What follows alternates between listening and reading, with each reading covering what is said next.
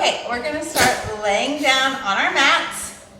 You want your knees and feet bent, hip width apart. You're right in the center. Just get all that organized. And we're gonna lay with our arms in what I call a goalpost or cactus position. And we're just gonna take a few deep breaths. And I'm just going to explain why we're starting this way. Most of us have that forward posture all day long. And we want to stretch the muscles in front of the shoulders and the chest that become shortened when we're in this position. And then we're going to strengthen the upper back to pull those shoulders back. But I always like to start with the chest opening first. So we're going to take deep breaths in through the nose, expanding that tissue across, and exhaling out of the mouth, drawing the abdomen in. Good. And again, breathing in and out. This is also a good time during these breaths to let the skeleton kind of settle down into the floor, let gravity assist in pulling our ribs and hips into proper alignment. Let's do one more deep breath.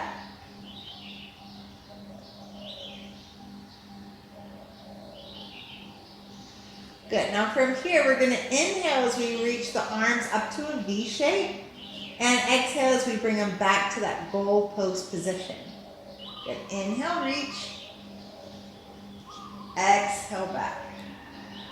Good. Now you want to keep your ribs bolted to the floor, and you want to keep the arms moving in a range that's not painful for the shoulder. So it may be up here, it may be not going straight all the way. But if you're having a shoulder issue, you may want to address that before starting this video. Good, let's do two more. Inhale, reach. Exhale back. Inhale, reach.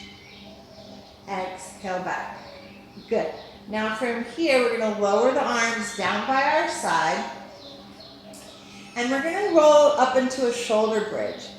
So we do that by curling the hips up first. We pick up the spine one bone at a time, using the back of our legs, and then opening up that chest at the top. And then exhale as we roll back down. Good. Now we're going to repeat that a few times while I tell you our intention here. When we have that forward head posture, the upper back vertebra and the mid back, it gets kind of knotted up and tight. So when we get to that point of the bridge, we really want to try to move one bone at a time. My favorite image, you guys know how I am with images, I love to think of it like pearls, a pearl necklace being lifted up off the dresser. I'm really trying to get the pearls down and up one at a time, where typically if we're kind of blocked up in that area, it may feel like three are lifting. So you just really want to focus. It's about being precise and in control.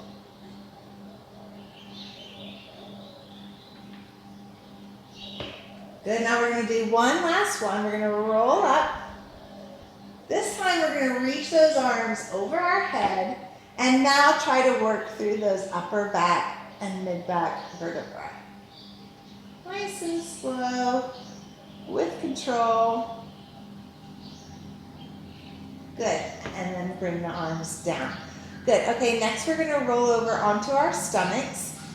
If you have a sensitive low back and it's not comfortable to lay on your stomach, you can also, you can put a pillow underneath your pelvis. Also, you can put a towel underneath your forehead, to keep your nose from getting smushed and your face from getting dirty. I, however, have a little plug down here that would just grab onto that and run with it, so I'm going to do it without one today. Okay, so your legs are going to be down behind you, about hip width apart. If your low back is tight, you may want to separate them a little bit more. But just start hip width apart. The forehead is going to be down and our arms are back in that goalpost position. From here, you're going to lift the head up slightly, drive your arms into the floor, and try to curve up at that same spot that we were working through before. I'm not lifting up my chest all the way. I'm wanting to keep this part of my back completely unaffected so that I'm not compressing in my lower back. Yes? And then we're going to lower back down. Let's just do 3 more of those. Inhale to lift. Exhale to lower. I also like to get traction in my hands, so it's like I'm pulling my shoulder blades down and I'm lengthening my spine as it makes this small little arc into extension. And last time, lifting up. Careful not to go into what I call Pez head. Remember those candy characters? You don't want to lift up like this. Remember, it's a lengthening. And then we're going to come down. Good. Okay, next we're going to add on to that. We're going to find that same exact shape of the upper back. We're now going to lift our arms, meaning our muscles are having to hold us there. And then we lower the whole thing down. Press with the arms, get that traction so you lengthen as you lift. We raise our arms, and then we lower back down. 2 more. Shoulder blades down. Lengthen, arms lift, and down. Last one. Slight arch. Use those muscles, and down. Good. Now we're going to get a little bit of endurance and work in the back of the shoulders that helps us keep that nice posture. Just draw your chin down so you can put your forehead on the floor, or if you've got that towel, we're going to lift the arms and do little pulses for 10, 9, 8, 7, 6, 5, 4, 3, 2, 1. Good. Lower them down. Put your hands by your side and push back into an oppositional rounding of the back with the knees open, just to give it a little bit of an oppositional stretch.